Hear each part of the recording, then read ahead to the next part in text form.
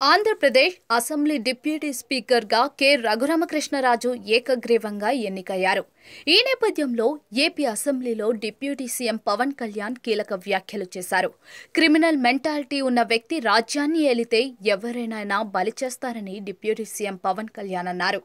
గురువారం AP deputy speaker K Raghuramakrishnaraju ప్రకటన అనంతరం డిప్యూటీ సీఎం పవన్ కళ్యాణ్ మాట్లాడుతూ క్రిమినలైజేషన్ ఆఫ్ పాలిటిక్స్ ఉండకూడదని 2014లో వారిని నిలువరించామన్నారు. అయితే 2019లో అలా కుదరలేదని, ఆ సమయంలో క్రిమినలైజేషన్ ఆఫ్ పాలిటిక్స్ జరిగాయని చెప్పారు. ఆ క్రమంలో సుప్రీంకోర్టు జడ్జిలు, పార్టీలోని కార్యకర్తలు, సొంత పార్టీ ఎంపీ అయిన RRRను వారు వదలలేదన్నారు. ఆయన్ని శారీరకంగానే కాదు, మానసికంగా కూడా హింసించారని గుర్తు చేశారు. ఆ సమయంలో RRRను అరెస్ట్ చేస్తారనుకున్నాం, కానీ 3rd డిగ్రీ మెథడ్ వాడటంతో భయం కలిగిందన్నారు. దీంతో తమకు ఆవేదన కలిగిందని చెప్పారు. అయితే ప్రభుత్వ వ్యతిరేక ఓటు చీలనివ్వకూడదన్న తన కోరిక వల్లే నేడు డిప్యూటీ స్పీకర్గా మిమ్మల్ని చూస్తున్నామని పవన్ పేర్కొన్నారు. అందరం కలిసి ప్రజాస్వామ్యాన్ని కాపాడినందుకు ఈ సభకు ధన్యవాదాలు తెలిపారు. ఇక మీ మాటకు పదునుతో పాటు హాస్యం సైతం ఉంటుందన్నారు. కర్మ ఎవరిని వదలదు. మీ నియోజకవర్గంలో అడుగు పెట్టనివ్వమన్న వారు ఇప్పుడు సభకు రాలేకపోయారంటూ వైసీపీ అధినేత మాజీ సీఎం వైఎస్ జగన్ను పరోక్షంగా విమర్శించారు. ప్రస్తుతం మమ్మల్ని ఎదుర్కోవాలంటే వారికి భయం కలుగుతుందన్నారు. సీఎం చంద్రబాబును సైతం ఇబ్బందులు పాలు చేశారని తెలిపారు. ఈ నేపథ్యంలో తాను సైతం ఎంతో ఆవేదన చెందానని చెప్పారు. ఆ క్రమంలోనే నాడు ప్రజాస్వామ్యాన్ని నిలబెట్టాలని తాము బయటకు వచ్చామని వివరించారు. ప్రజాస్వామ్యాన్ని కాపాడుకోవడానికి నిరంతరం పహారా కాసామని చెప్పారు. అయితే మీ సెన్స్ ఆఫ్ హ్యూమర్ ను కోల్పోకండి, అదే సమయంలో ప్రజాస్వామ్యం విలువను సైతం కాపాడాలన్నారు. చట్టసభలలో హుందాతనం పోవడం మూలంగానే మీ ఇళ్లలోకి వచ్చి మీ వాళ్లను తిడతాం, రేపులు చేస్తామన్న వ్యాఖ్యలకు ఆజ్యం పడిందన్నారు. సోషల్ మీడియాలో జరుగుతున్న అపసవ్య విధానాలను ఈ సభ ద్వారా సరిచేయాలన్నారు. అలాగే social media abuse protection bill సాధ్యమైనంత త్వరగా రావాలని కోరుకుంటున్నట్లుగా చెప్పారు. హోంమంత్రినే కాదు, ఇంట్లోని ఆడవాళ్లను సైతం వదలడం లేదు. ఒక శాడిస్ట్ గా తయారయ్యారన్నారు. మార్పు తెస్తామని ప్రజలు మనపై అపారమైన నమ్మకం ఉంచారని తెలిపారు. మీరు మీ హాస్యాన్ని కోల్పోవద్దన్నారు. అదే సమయంలో విలువలను నెలకొల్పుతారని తాను ఆశిస్తున్నట్లుగా డిప్యూటీ స్పీకర్ రఘురామకు డిప్యూటీ సీఎం పవన్ కళ్యాణ్ తెలిపారు. ఈ రోజు అడుగు పెట్టడానికి కూడా భయం ఉంది, మిమ్మల్ని ఎదుర్కోవాలంటే భయం. ఎందుకు మనం వ్యవస్థల్ని కాపాడాలి, ఎందుకు రూల్స్ పాటించాలి అంటే మనిషి అధికారం మదం ఎక్కి అహంకారంతో ఉంటే ప్రకృతిలో ఏమీ జరగదు, ఏమి అనుకోవడానికి లేదు. దానికి నిదర్శనమే సభ, దానికి నిదర్శనమే మిమ్మల్ని ఎంత హింసించి మీరు డిప్యూటీ స్పీకర్గా 14 ఏళ్ళు సుదీర్ఘమైన అనుభవం ఉండి ఒక నవ నిర్మాణాన్ని సైబరాబాద్ లాంటి ఒక కొత్త నిర్మాణాన్ని, సిటీని నిర్మించిన ఒక అనుభవజ్ఞులు ఆయన ఇబ్బందులు పాలు చేసి జైల్లో పెట్టి నలిపి, నాకు చాలా భయం ఉండింది. మిమ్మల్ని అరెస్ట్ చేసినప్పుడు మీరు ఎట్లా వస్తారో బయటకు, అంత భయం ఎలా ఉండిందో. గౌరవ ముఖ్యమంత్రి గారిని ఆ రోజున అరెస్ట్ చేసినప్పుడు నాకు చాలా ఆవేదన ఉండింది. ఏం జరుగుతుందో లోపల, ఏం చేస్తారు.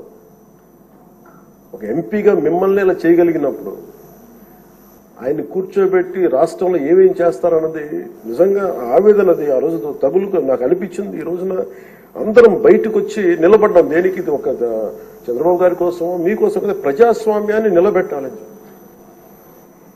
ప్రజాస్వామ్యం it should be eternal vigilance.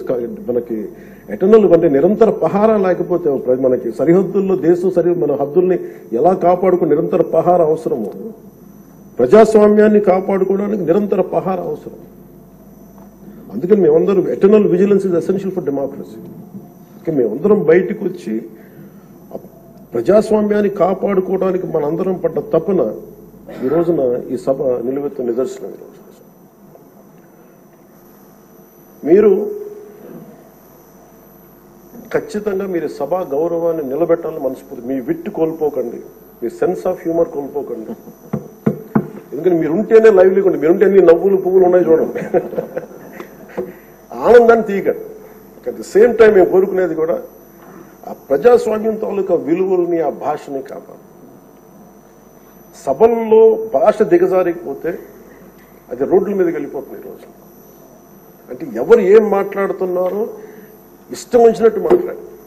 బూతులు తిట్టి మేము ఇళ్లలోకి వచ్చి మీ ఇంట్లో మీ ఆడపడుచుని రేపులు చేస్తాం, మీ పిల్లల్ని ఎలా అంటాం, అడ్డగోలు ఈరోజు ఇంతమంది మాట్లాడుతున్నారంటే దానికి చట్టసభలో నుంచే ఆ కదలిక మొదలు.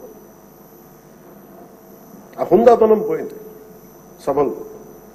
తిరిగి మీరు డిప్యూటీ స్పీకర్గా, అయ్యన్న పాత్రుడు గారు స్పీకర్గా ఆ హుందాతనాన్ని మీరు తిరిగి తీసుకురావాలి.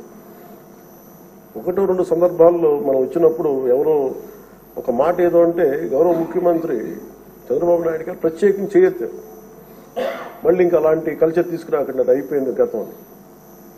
సో అది మీరు మనస్ఫూర్తిగా దాన్ని పాటించి సభ గౌరవాన్ని నిలబెట్టాలని కోరుకుంటా ఉన్నాను.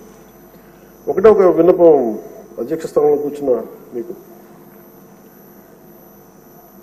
మీ టెన్యూర్లో అయ్యన్న పాత్రుడు గారు మీ టెన్యూర్లో కరెక్షన్ మొదలవ్వాలంటే భావ ప్రకటన, భావ స్వేచ్ఛ మీద ఇష్టానికి మాట్లాడేస్తూ ఉన్నారు అందరూ.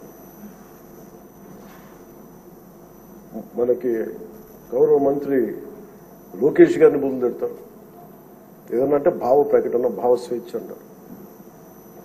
దీనికేదో ఒక ఫైనల్ కరెక్షన్ ఈ సభలో జరగాలని కోరుకుంటున్నాను.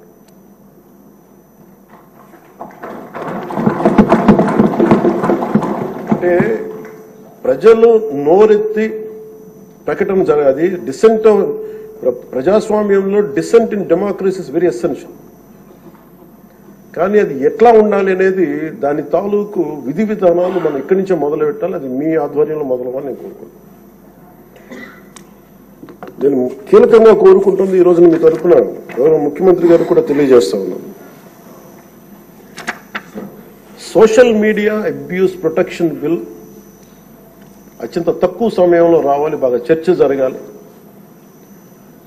మీరు డిప్యూటీ స్పీకర్ హోదాలో ఉండి, అయ్యన్న పాత్రుడు గారు స్పీకర్ హోదాలో ఉండి మీ టెన్యూర్లో social media abuse protection bill రావాలి.